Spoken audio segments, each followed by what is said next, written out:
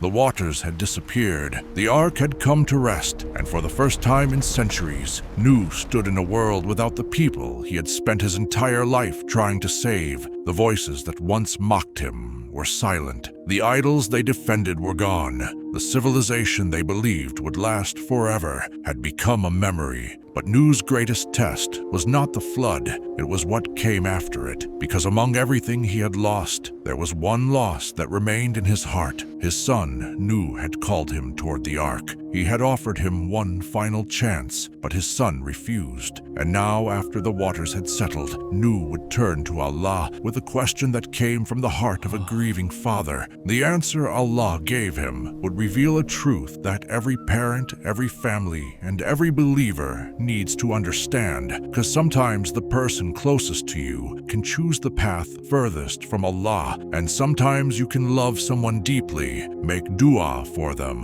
warn them, and still be unable to choose guidance for them. But Nuh's story did not end with loss. A new world was waiting. A small group of believers would have to rebuild their lives from what remained, and Nuh would show us what it means to accept Allah's decree, even when it hurts. This is the final part of the extraordinary story of Prophet Nuh, a story not about how a man survived a flood, but about what remained after everything else was washed away.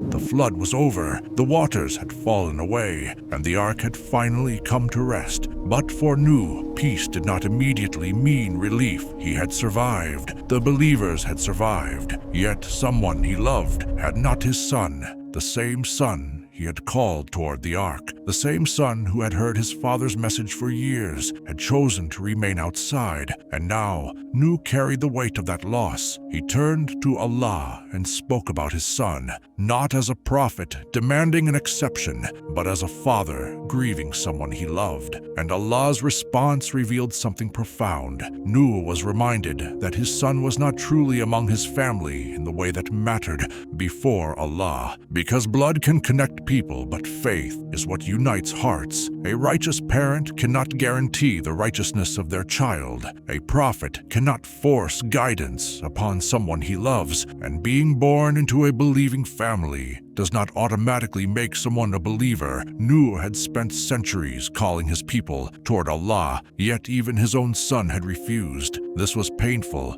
but it was also a lesson in complete submission. Nuh did not argue with Allah. He did not demand that his son be saved because of their relationship. He accepted the judgment of his Lord, and that acceptance tells us something about Nuh that the flood itself could never demonstrate. His faith was not dependent on getting the outcome he wanted. He trusted Allah, even when obedience meant accepting something his heart found difficult. And perhaps this is one of the hardest tests of faith. We can accept Allah's decree when it gives us what we hoped for. But what happens when Allah's decree takes something away? When the answer to our dua is not the answer we wanted? When someone we love chooses a path we cannot change? Nuh teaches us that submission does not mean we stop feeling pain. It means that even through the pain, we still trust Allah. And now Nuh had to look forward. The old world was gone. His people were gone. His son was gone. But Allah had saved a small group of believers for a reason. Humanity was about to begin again, and Nuh would have to step into that new world, carrying both the memory of what was lost and the responsibility of what came next.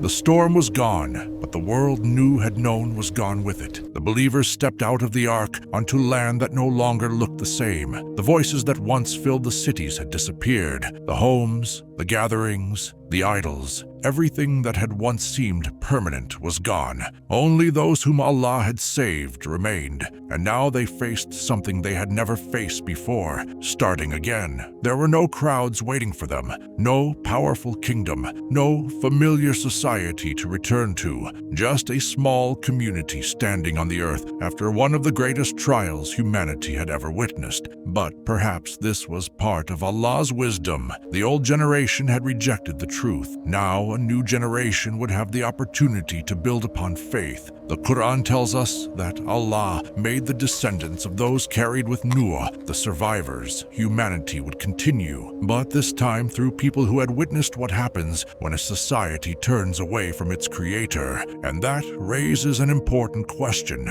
What do you do when Allah gives you a new beginning? Because surviving a disaster is one thing, knowing how to live after it is another. Nuh had spent 950 years warning his people. He had watched them reject his message, generation after generation. He had seen pride become stronger than reason. He had watched people become attached to traditions simply because their ancestors followed them. And then all of it disappeared. The flood had shown them something the people of every generation eventually discover. Nothing in this world is permanent. We build homes, and one day they are left behind. We gather wealth, and one day someone else inherits it. We build reputations, and eventually people forget our names. We become attached to people, and one day we must say goodbye. The world feels permanent until Allah reminds us that it isn't. For Nuh and the believers, that reminder was impossible to ignore. They had literally watched an entire civilization vanish, but there was something else they carried with them,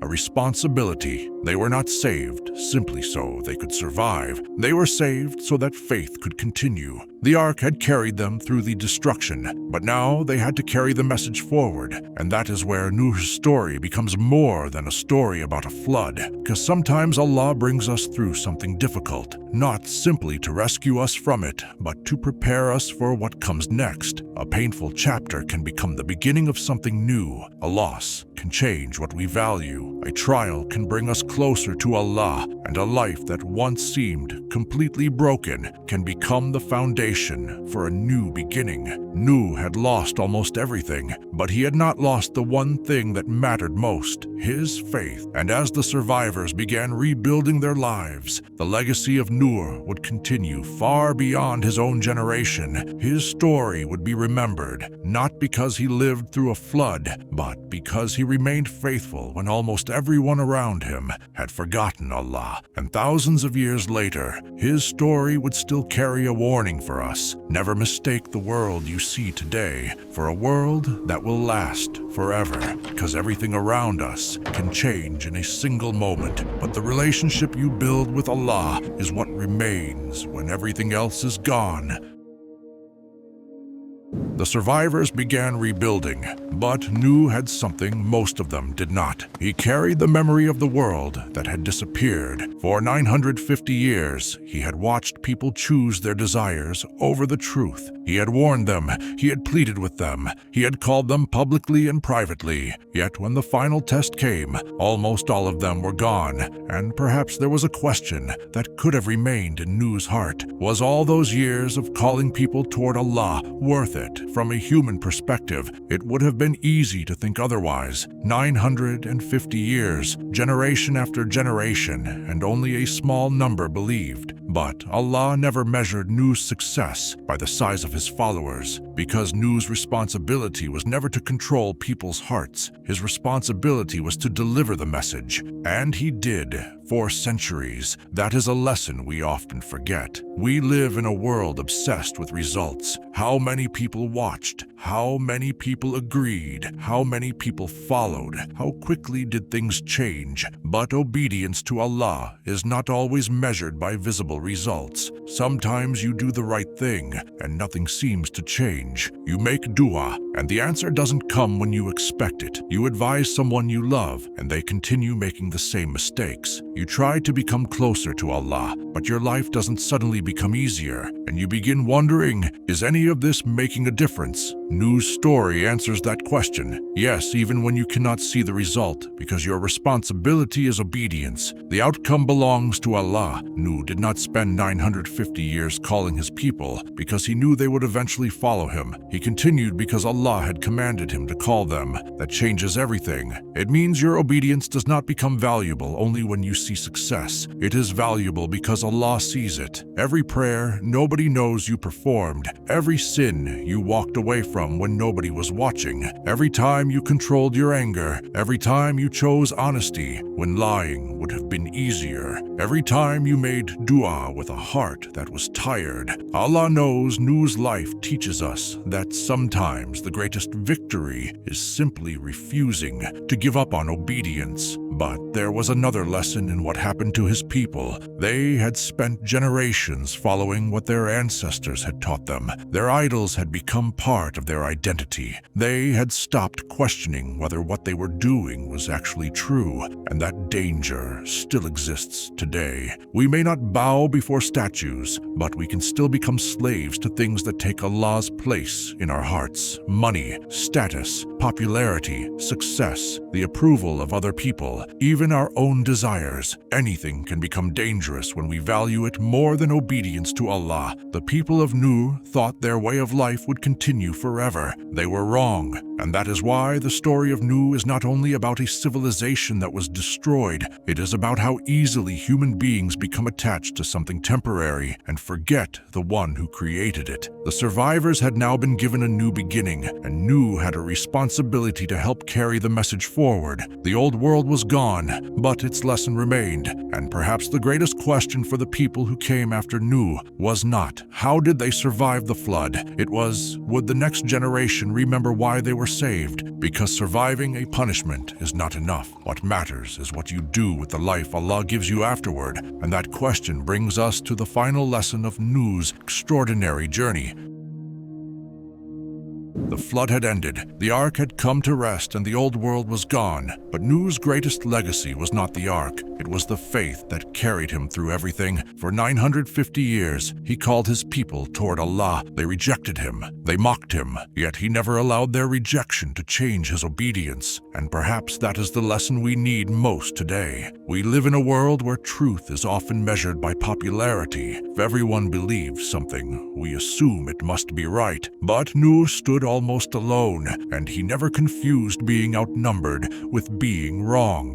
There may be moments when doing what is right makes you feel isolated, when everyone around you chooses something and you choose Allah instead, when leaving a sin feels difficult, when holding on to prayer feels like a struggle, when you make dua and the answer doesn't come when you expect it. Remember Nuh, his patience was not simply waiting, it was continuing to obey, while nothing seemed to change. For centuries, and that is where his story meets our lives. You may not understand why Allah has placed you in a particular trial. You may not know when your situation will change. You may not see what Allah is preparing. But you know one thing, Allah knows, and sometimes that has to be enough. Nuh also learned that loving someone does not mean you can control their choices. You can advise, you can make dua, you can show someone the path, but guidance belongs to Allah. So don't measure your faith by how quickly you see results. Measure it by whether you continue walking toward Allah even when the road is difficult, because the story of Nuh was never about how many people stood beside him. It was about whether he remained beside the truth when almost nobody else did. The flood ended, the old world disappeared, but Nuh's message remained. Hold on to Allah when the world changes. Remain patient when people reject you, and keep doing what is right when the result is hidden. Because Nuh stood alone among his people, yet he was never alone before his Lord. And that is the greatest legacy he left behind. Not the flood, not the ark, but a heart that refused to turn away from Allah, no matter how long the journey became. The flood ended, the ark came to rest, and the world began again. But the greatest thing Nuh left behind was not an ark. It was an example of what it means to remain faithful when the world around you is moving in the opposite direction. For 950 years, Nuh called his people toward Allah. They rejected him, they mocked him, they turned away, yet he never allowed their rejection to change his obedience. And perhaps that is the question his story leaves for us. What happens when doing the right thing becomes difficult? Will we continue when our du'as seem unanswered? Will we continue when people don't understand our choices? Will we continue when we're standing alone? Will we still choose? Allah Nuh's story reminds us that faith is not proven when everything is easy. It is proven when obedience costs you something, when patience feels exhausting, when the future is unclear, and when you have to trust Allah without knowing how the story will end. So, if you're going through something difficult today, don't think your struggle means Allah has forgotten you. And perhaps that is what Prophet Nuh leaves us with. When the world around you changes, when people reject what you believe, when the answer you are waiting for does not come, keep turning back to Allah, because Nuh's story reminds us that the journey is not measured by how many people walk beside you, but by whether you remain faithful to the one who is always with you. So when life becomes difficult, remember Nuh. When patience becomes heavy, remember Nuh. And when you cannot see where the road is leading, trust Allah. May Allah give us the patience to endure, the courage to stand for what is right, and the faith to remain steadfast until we return to Him. If this story reminded you of something your heart needed to hear, share it with someone who needs that reminder too. If you're passionate about authentic Islamic documentaries that deepen our love for the prophets and strengthen our connection with Allah, then subscribe to Faithverse and join us on this journey through the greatest stories ever told. Until the next journey, Assalamu alaikum wa rahmatullahi wa barakatuh.